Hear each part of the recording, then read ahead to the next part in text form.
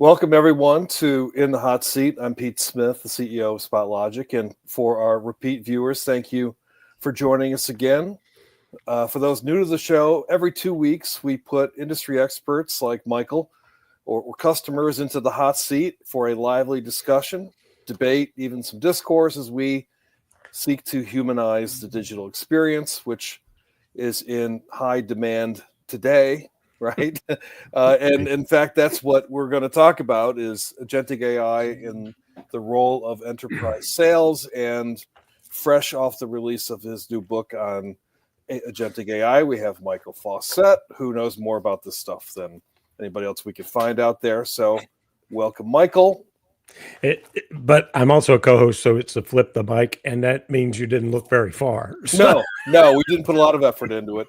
And as usual, our little video in the beginning of the show is always the highlight of the show. So you've already seen the best part of this. Well, no, the closing video. Oh, that's really even better. You're right. So you got something to look for. If I'm just saying. You could just make it through the next 40 minutes or so, then exactly you can see that little 30-second tidbit.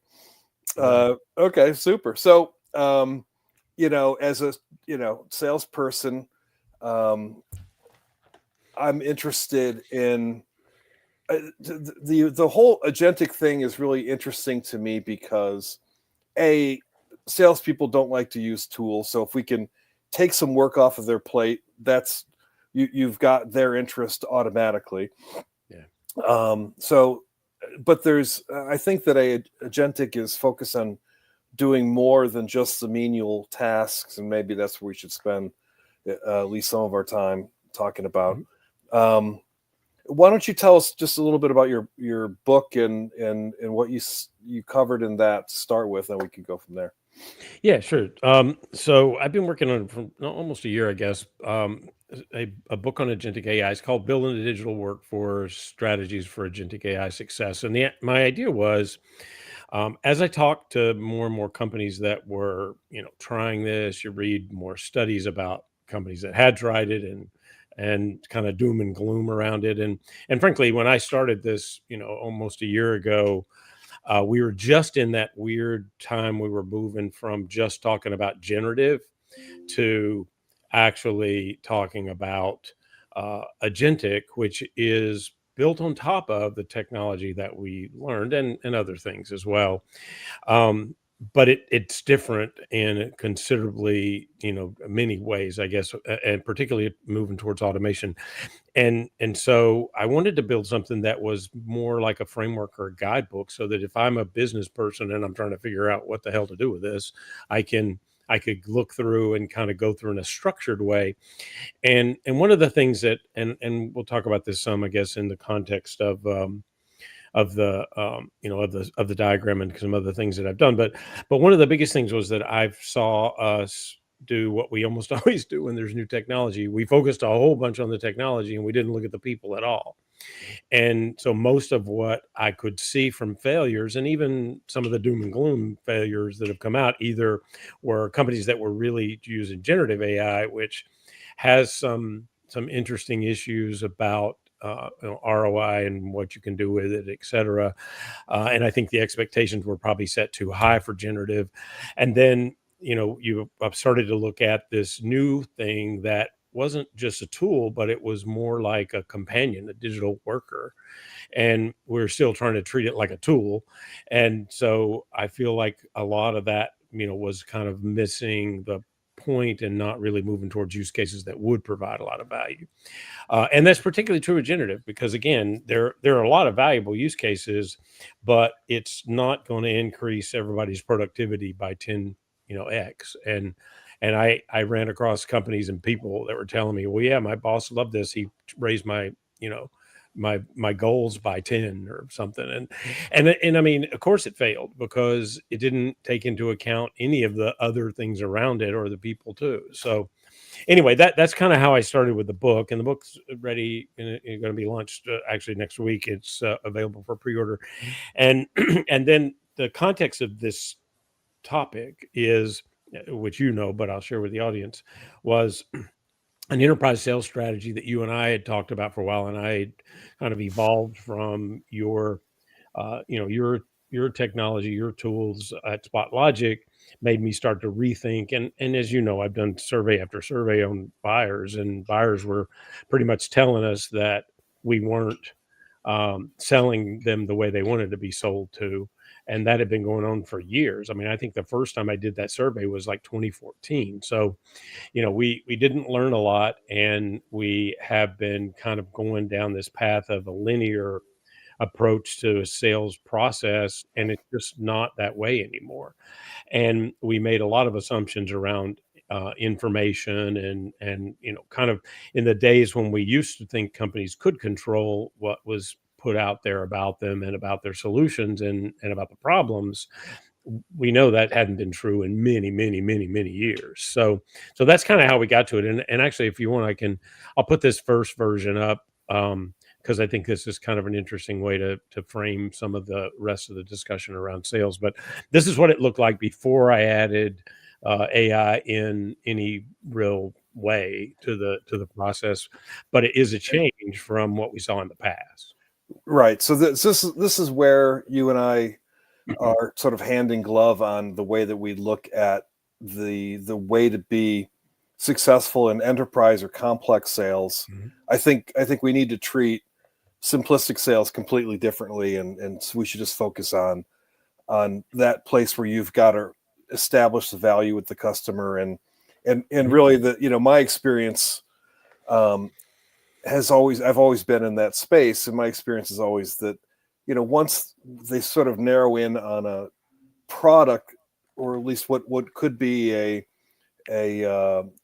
good choice for them, they then shift into, or if they haven't already, the company itself. Is this the company I want to go down this road with? Because it's not about just making some decision. We've got to then implement it, and we've got to get that ROI that we were planning on getting, and we promised up the food chain. And I think that's a lot of what your book is about. So the sort of the conclusion I came to was that understanding the customer is really the thing that needs to be done that isn't being done to the degree that it needs to be. You've got to reach that sort of critical mass of understanding about the customer so that you're even in a position to create value and build trust. You can't do either one of those things Yeah.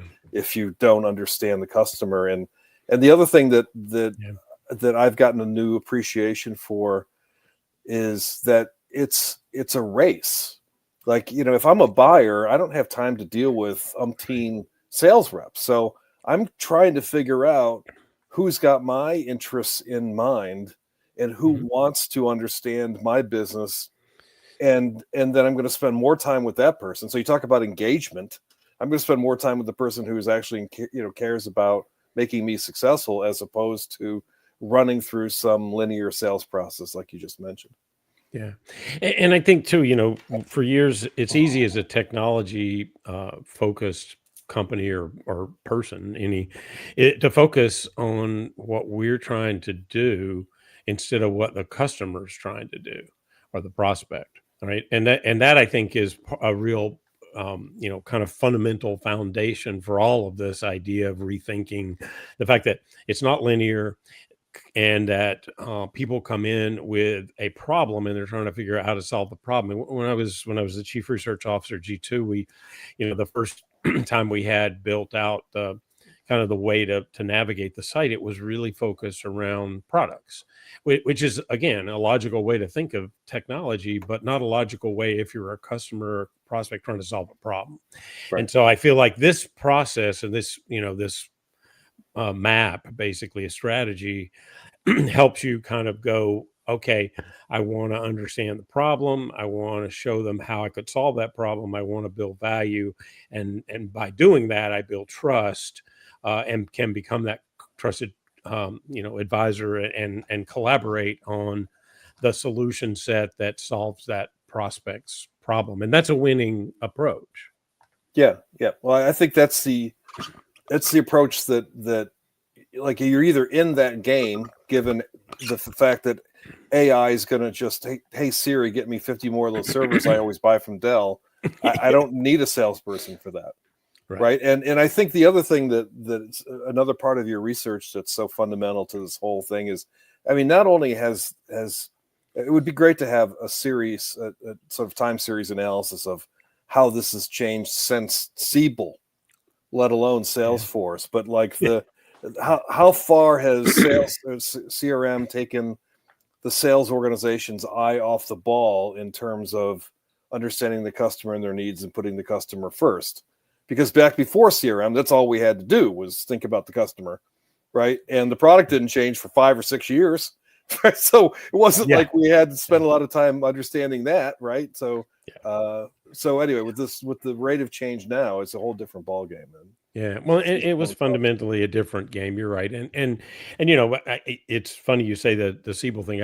When I was at PeopleSoft in the mid to late '90s, '98, I think it was. I was a part of the team that helped them buy Vantiv, which was another CRM company that was kind of their answer to what was evolving around Siebel. And at the time, we were really focused more on making the managers and the CFO and executives happy. We weren't really back then thinking about how do I make the salesperson more effective. And that I think we missed for years. And my joke, and you've heard me say this many times, that the sales tech world over the last 15 years has just invested in trying to make things that don't work go faster and more. Right. So if 100 cold calls don't work, let me do 1,000. If 1,000 doesn't work, let me do 10,000. Like at some point you top out, and that's not the right approach anymore. You got to step back and go, hey, what we're doing isn't working, and we have to do something fundamentally different. And that ties back to your research of now it's this year it's last year it's 67. This year it's 68% of software buyers or buyers in general, technology buyers,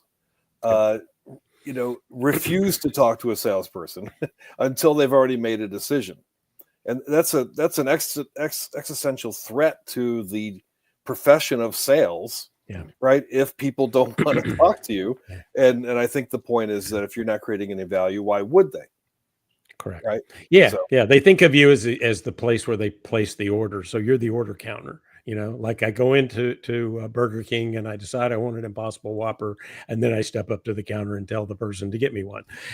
That's completely different from the way that salespeople think of it, right? That I'm trying to work with you to help you solve a problem by positioning my solution in front of you in a way that makes it, obvious that there's value there. I'm going to take a quick break here. I just got to say thank you. And the good news is, as an author, it means I sold one. Sorry. One down, 33 million to go here in the United States. Exactly. We're on the way to the bestseller. Million. Anyway, all right. Let me pop this into the agentic mode there, or the AI enhanced mode, I should say. Any of those little dotted lines, those are places where you have use cases that you could apply some form of AI. A lot of this is, a combination of agentic and some machine learning and some of the more traditional AIs, but nonetheless, there is a good bit of opportunity across this whole concept of places that we could apply and get a lot of value out of AI. Yep, and as I looked at these earlier today, the thing that struck me was that there are things that are things that salespeople just don't have enough time to do. I mean, time is the scarcest resource, right? So understanding how your prospective clients are interacting with the internet is something you just don't have time to do as a serious salesperson. If that's all you're doing is looking at the internet to see what Bill posted, like you're not doing the other 99.99% of the job. And so having there's things that automation can do incredibly well, like that just scan the internet and show me everything that Bill posted in the last week and tell me how that's changed from what he used to post. And has he had an insight lately or something that would be of interest to me? Tremendously valuable. Yeah. Um, Yeah, I mean that's this idea around AI enhanced research. And honestly, I mean, I use this in my own my own business as I'm researching different topics around AI and CX and other, technologies, that it is much easier to go to a Perplexity or Claude or, one of the other chatbots and ask questions that can lead you to that, to a different collection of information than you could easily get if you just went to Google, or if you went, I don't know, where else would you go? Is there another search engine? No, I guess not. Um, I'm sorry, DuckDuckGo. I should mention them too. But I mean that you're right. That in itself is a big opportunity. But I think if you step back at the beginning all the way through and think of it as, where are the different places? We're not here to talk that much about marketing, but I mean, but there are things that happen in marketing that are certainly, useful, that feed into and help you, be more successful. Just like there are places across the sales cycle that, the sales activities, that there are a bunch of different things you can use, and then some that span the whole process. Um, and one of the things, maybe it would be helpful, because I know the one thing that we have there's a lot of kind of hype and perhaps misinformation about what agentic AI is and isn't. So maybe I can set a little foundation there, because this was one of the things that I spent a good bit of time at the beginning of the book trying to make sure I could explain. And then I also, I did some of those, like, here are the, here's misinformation and here's the truth. And one of those was, and I hear this a lot from people, oh, well, this thing that this vendor's calling agentic isn't agentic because it's not fully autonomous. And that's a misperception.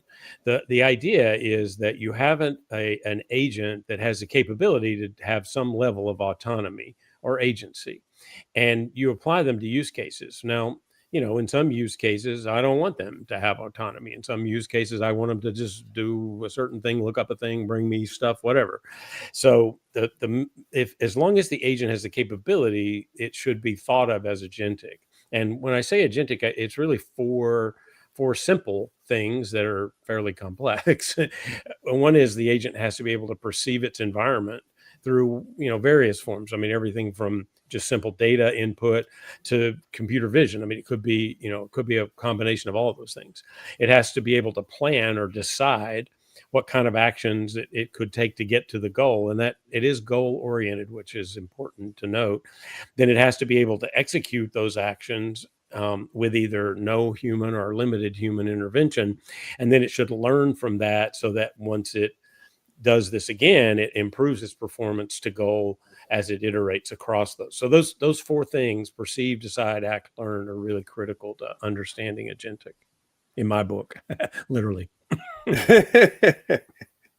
No, that makes perfect sense to me. I think that is probably the biggest point of confusion, is people think that, well, I'm not going to even look at agentic because it's too risky, because it's just this automated thing that does stuff, and then, like you said, it's a use case by use case thing. So there's certainly there's things you don't want it doing without some human insight or oversight. And the other thing that is an actual concern, but it's not any more of a concern other than the fact that agentic AI could work faster than things happen without it, is data quality. So we're still bound by the stuff we've always been bound by since the beginning of machine learning, which is, if I don't have the data, then I can't make a good decision or a good prediction or a good this or good that. And so, the when the rubber hits the road, it might be that we as a corporation don't do some things, like maybe we don't do meeting transcription, or maybe we're not if we're calling on the government, we might not be able to do that, or in some cases, like Goldman Sachs won't let us do it, but Bank of America will, or whatever. And so you've got this sort of Swiss cheese environment from a data standpoint, where we can't say that all accounts and all deals and all conversations have the same level of data quality to them, or data depth, or whatever. And so you're already in this position of, well, we can't just say that we're always going to treat X, Y, and Z the same way, because we're still back to this issue of data. Yeah, no, you're right. And the thing is, like we've talked about this for years, right? That the data in the Salesforce automation system particularly has never really had high quality. And the other thing, of course, with all the different sales tools that we've seen over the last 10 years, 15 years, is that you've got data siloed all over the place. So, you started to see movement around, for example, Salesforce buying Informatica. I mean, they have a lot of data automation tools, quality management, maintenance tools, and that's really important. The automation's that's going to be one of I didn't put this in, but that's actually one of the big use cases for agentic AI is data quality and maintaining data quality. And I think that's something that we miss. And in fact, one of our friends who actually just did my disambiguation podcast last week, I think, is at a company called 180 Ops, and they're actually looking very heavily at how do we automate and solve a lot of this data quality issues so that we can do more of these type of agentic use cases that will add a lot of value to sales. Yeah, well, SpotLogic is sort of focused on that, a similar kind of thing in terms of, being a contextualization engine, and the other thing is we're sort of this time series mechanism so that we can see how the truth evolves. So there's no such thing as truth in an analog data scenario, right? We're not taking facts. We're taking, well, how does one stakeholder look at this aspect of the problem versus another stakeholder versus another, and we're making sort of all these micro decisions on the decision variables first, which allows us to then make this larger thing. So that's looking at the sale from wearing the customer lens as opposed to the seller lens, which I think is another break that you enable from the traditional linear sales process. So do you have like a sense for the highest value aspects of these AI augmentations, or is it too early to tell? Well, so I'll give you a couple examples, and then we can talk about it a little more. But I think that right now, you can apply agentic AI. You can go all the way to automation, certainly. Now, I would be very careful about what I would assume could be completely autonomous and need some sort of human, intervention or interaction or collaboration or whatever, wherever that use case might lead you to. So that's a little bit of a caveat. We're growing, we're emerging. I mean, what have we been talking about agentic AI for a year? So, we've made a lot of progress, but it's not ready to just take over and run your whole business and you go play golf. I mean, that sounds good, but I don't think that's going to happen yet. I mean, someday maybe, but the point is you're thinking about it. And the title of the book was on purpose, right? A digital workforce. Think about it as a digital workforce. Think about you're bringing collaborators into your processes. You have to have a process, and you have to have a process that works, or it doesn't matter how much you automate it. You automate a bad process, it's just going to fail faster, I guess. So that's a key kind of undertaking. But if you look at this, a few places that and some of this is not even really agentic. It is agentic in that the agent is using some tools, but the tools actually been around for a while, like deal risk assessment, for example. That's really a machine learning model, and it has other inputs, and you have to have good quality data. And I guess we should probably say that as a caveat to any of the things I say here. If you can't get the data quality right, none of the rest of these things are going to work.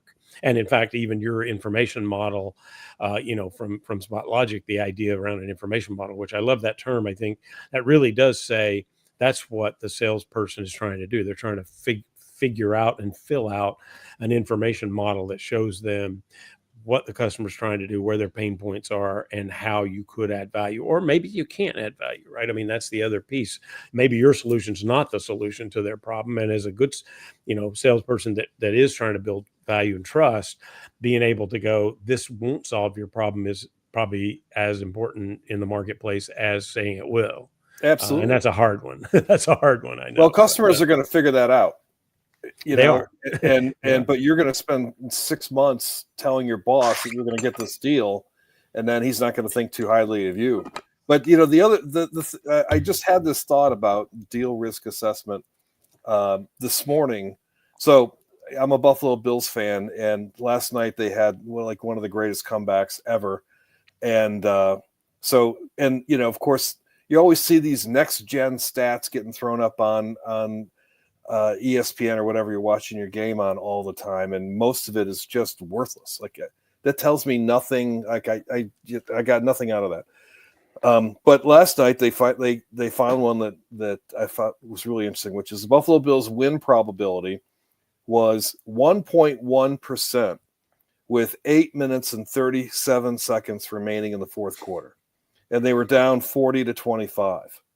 And then the next part was this was the most improbable comeback over the last decade, and so they won, right? So in the case of the Buffalo Bills, I would say it sort of comes down to the players as opposed to the statistics, right? But it's not that probability was wrong. It's just that if I have a deal with that, I think that a this predictor is telling me is not going to happen, but my best guy is on it. Best guys tend to win deals that nobody else can, and so you've got to take sort of this prediction thing with a grain of salt. And I think that there's better uses for it. For example, this information model idea. What information is really critical to these buyers, and do they agree on what information is really critical? And starting to understand the sort of the theory of mind behind these deals, the mind of the customer, is I think the next battleground for salespeople. And especially if you don't have to do the, pitching the product to the same degree that we used to, there's better things you can be doing. It's generally the case that when you go call on a customer, they know more about the product than you do to begin with. Right. And what they're really looking for is a partner to help them with the edge cases and so on. And yeah. And so the conversation needs to be focused there, but capturing those things that the customer asks is something that if your meeting is being recorded and transcribed, that's something that the company can now sort of vacuum in that they couldn't before. Yeah, but it's interesting. So if you take deal risk assessment, because this is something that's been around for a long time, but it's evolved quite a bit. So, in an old forecasting model, if you had 50% accuracy, 50 to 60% accuracy, that's pretty good. Like that, I think most people would be pretty happy if your forecast was 50% accurate, right? But if you look at today's systems, and think about how this works, so it works through a sales assistant or whatever you want to call it, right? You've got this interactive agent that works with your salesperson to help them evaluate things. One of those is this deal risk assessment. And so it's reaching out to tools like that old machine learning model that, we've now built up to take real-time data and, in some cases 300 or more data signals per deal. And it does that same analysis. And now we're looking at accuracy rates that are somewhere between 80 and 90%. And I don't know about you, but I'd be really happy if my sales team came to me with, an accuracy rate of 90%. That's for sure. Amazing. Well, 80% would be pretty dang good, but yeah. And because of that, it looks at all sorts of things like engagement signals, behavior patterns, behavioral analysis. There's even, large language models that are focused around behavioral analysis called large behavior models, conversation analysis, sales cycle metrics. There's all these different signals that you can bring in, social signals that give you behavioral data. That all those things can really be used by these tools and your digital worker, and your digital worker then is giving that salesperson assistance by helping them understand where to focus. And if I have one deal that's 90% probability and one that's 3%, I know where I need to spend my time. But in the past, that might not necessarily have been the case. Well, because I probably didn't know. Just to tie all that back to your slide here, I mean, what you're talking about is what information do we have, right? And that comes from discovery. Yep. right? So if I'm there pitching a product versus trying to understand, a specific topic or two, then I'm not doing the things that allow me to put myself into a competitive position. Yeah, and if you think of discovery, that's a good one to think about the way that AI starts to, provide ways to make that work better. I mean, we know that it's a series of things I don't know that I'm trying to figure out, and it's a series of things I do know that I need to know that I know. So those things are important. But if you add in this capability, I mean, the simplest one you mentioned research before, like AI enhanced research. If you're using an agent that is optimized to do online research about a prospect, you can get a much more complete picture than you ever would have before. Or let's take those call transcripts that we've had for quite a while that weren't particularly useful, in my opinion, anyway. And we can now apply an agent to them that can, in fact, find actionable intelligence in those call transcripts, but even more so, they can be in the call and give you coaching as you're in the call behind the scenes, so that you've got a digital worker, a companion that's collaborating with you to help you be better, because that agent can look at way more data than the salesperson ever could and provide you in call feedback to help you know where to hone in and where to move away from, real time, which is significant. All of those things. I mean, stakeholder mapping. How do I know who does what, who's really making the decision, and even down to competitive analysis. I mean, there's, in the past, there are ways you could build this, but it was very static, right? It's like, if I'm going against competitor A, here are the 5 things I should probably try to plant, because it'll cause them to implode if they have to do it or something, right? But now we're talking about real-time competitive analysis that can aggregate way more data and provide you with real-time insight into, you do this better than them, you don't do this better than them, you need to fill out the solution a different way, or whatever, right? Yeah, so really what you're talking about is sort of a sales strategy that is focused on a specific deal, the variables of this deal. And that's something that sort of top-down approaches just can't do. So we're talking about a sea change in terms of sales strategy from top down to bottom up. It doesn't mean you have to start with nothing, but well, I'll just give you another example just to show where AI can add value in a way that I couldn't have imagined a couple of years ago. Just back to your 68% example of buyers don't call a seller until they've made a decision. So what would the salesperson's strategy be if they got called in to a customer who feels like they've already made a decision? So the salesperson's now in a position where they have to re-engineer a sale, as opposed to start from the beginning and try and catch up to the customer whose buyer journey is almost complete. Yeah. And so I asked GPT to give me a strategy and the discovery questions I'd have to ask for each aspect of that strategy to ascertain whether this buyer is even willing to help me understand how they came to the conclusion they came to, especially if they think that I'm one of the lesser alternatives that they have.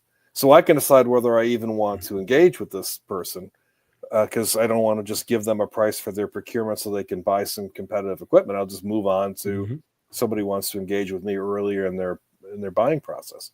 But anyways, so GPT gave me a fantastic set of 4 strategy elements and the questions that go with them. And in my case, I just plugged that into SpotLogic, and now I've got this information model that is a strategy every time I'm in that situation. And so we've got this potential for a content explosion. The more people doing that and loading that into the system gets smarter very, very rapidly. I mean, Dell's got 40,000 direct salespeople. Imagine if each one of them contributed one thing a month. You've got a whole other set of jobs now, just managing the intelligence that we're gathering that we've never gathered before, and it has to do with these buyer-seller dynamics and the decision-making dynamics and so on. Yeah, and I mean those are perfect use cases for involving AI in the process. So, I have data that grows exponentially. I need to be able to interpret that data in specific ways and answer specific questions. So if I'm a salesperson and I have an agent that works with me as a collaborator on my sales process, that can help me dig through all of that and find the important bits of information, like how would I establish value with this client? What kind of insights can I share that show that I have value? What can I use from public facing reviews on the product to help me know where I have strengths and where I have weaknesses that I need to work on? I mean, there are all those things that you could do, but you couldn't in the past because you needed too much effort to get to the data. You need it, and assuming the data is right, which, as we said, that's a big assumption, and then interpret that data in a way that helps you take action. We had next best action kind of recommendations in a very rote way using very simple algorithms in the past, and those were pretty much like, gee, whenever I order a hamburger, I get fries with it, so offer them fries. I mean, it wasn't that complex, but instead it might go, hey, this person it always wants a pickle on their hamburger, so offer them an upgrade to a pickle. I mean, whatever. But the point is that it gives you insights that you wouldn't be able to get to on your own, so it can in fact help you get to the outcome that you're looking for. Now, I mean, I should say, oh yeah, AI is going to replace salespeople. That would get you all excited, but I don't believe that, and I don't believe that in complex sales. Now, in simple sales, I do believe I should be able to pull up to Starbucks and interact with an agent and get my coffee the way I want it without having to deal with a person. Not because I don't like the people there, it's fine, but it's just more efficient if I do it Right. that way, and then I have more people inside making the drinks, which is where they get bogged down, right? Yeah. So Yeah. so that's commodity versus complex is the difference there. And maybe we've got time for one more quick question. The how do you see, because you're kind of nipping at it there, that this is going to affect like go to market in general. And so marketing is going to be changing, sales is going to be changing, product management's going to be changing. Like all of these things are interconnected, and Yeah. as you change one, it's going to change the other ones potentially. So what's your 30,000 foot view of sort of the next 12 months Sure. of how go to market's going to evolve? Well, one fundamental thing that I should add into this, because this has been kicked around for years, that the fact that go to market is this one continuous effort inside of a company, not all these different silos. And that's been one of the biggest issues all along, is that sales is going, marketing, you gave me bad leads, and marketing is going, I gave you good leads that you didn't follow up on, and and then it gets a bad handoff to customer success, and they're all angry because you sold them something that didn't solve the problem, or whatever. So the idea of the continuous process is important, and the more we can move to a hybrid workforce that has digital workers doing the things they're good at and people doing the things, humans doing the things they're good at, and then working together on things that they're both good at, the better off we are. So if you think about that over the next 12, 24 months, I think if you start to think about this augmented sales intelligence, so I can start to build out with autonomous agents that provide me valuable insights as I go through the process, because it can analyze much more data in real time, and then you get real time sales intelligence. You start to see the idea of AI sitting across the top and unifying things that have been separate systems in the past, because maybe you don't need to replace your financials right now, because that would be a huge effort. But maybe I could put an AI layer over the top of it that keeps my salespeople informed of what transactions have been done with this client in real time, and lets me then have a better conversation or something like that, right? So that the idea, more and more of this combined hybrid workforce, and then also around the area of what do customers tell you they really want? They want things that are contextual and relevant to them. If you contact them with that kind of information, they have a positive, positive reaction to you. Well, if I could actually, with good probability, know what those things are and know when it is contextual, when it is relevant to you, and what's relevant to you, I can start to improve, augment the sales team so that it is a hybrid team going to market, and it can be much more effective. And I think that's what you're going to see more and more is this blended use of a workforce that has digital elements and human elements. So is that going to change? It seems like it's going to change the job of the sales manager and get them back to some of the things that they used to be doing before we were chasing CRM data all the time. It seems like it's going to affect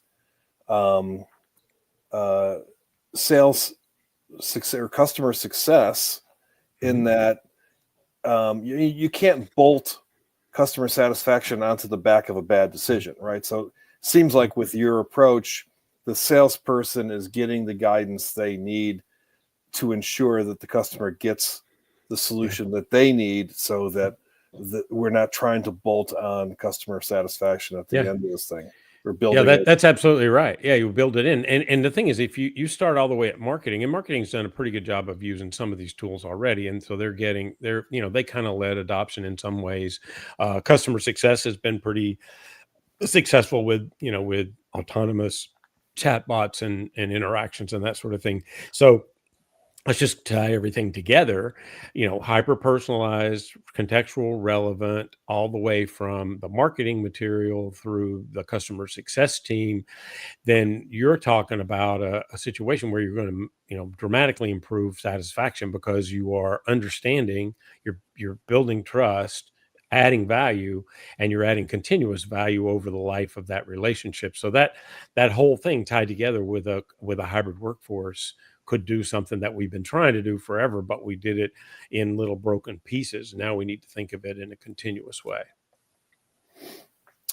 And the other thing that I see is that, so if the annual turnover in tech sales in particular is 35% or more, then every year 1/3 of your sales organization is new employees. And so you almost have to have some level of automation that you haven't had in the past to just make these people effective in the next calendar year. Like we can't wait for some organic approach to me acquiring the skills I need to be successful here. We've got to find a way to leapfrog the. Yeah.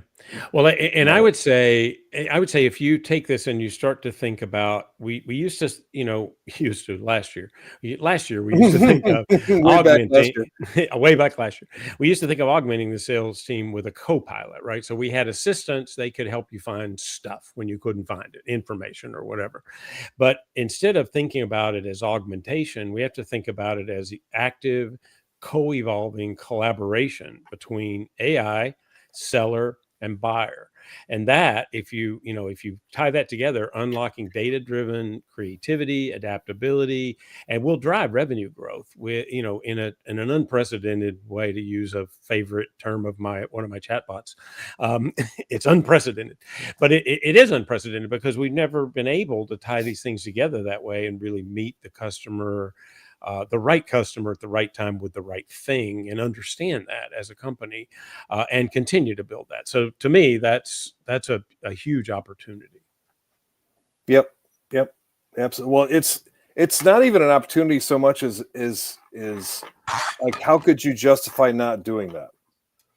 I think we're at an inflection point where we just can't do it the old way and keep up with the speed of the treadmill that we're currently on. Yeah. Well, and as a competitive advantages can also be competitive disadvantages if you don't take advantage of them, right?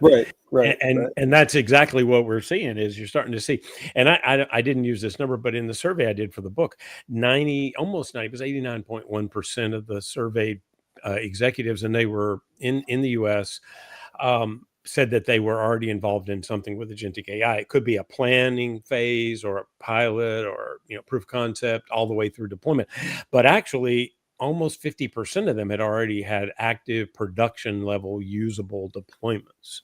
So that's a significantly further reach than what I think most people would guess today if they had to say who's For actually sure. using this, right? Yep.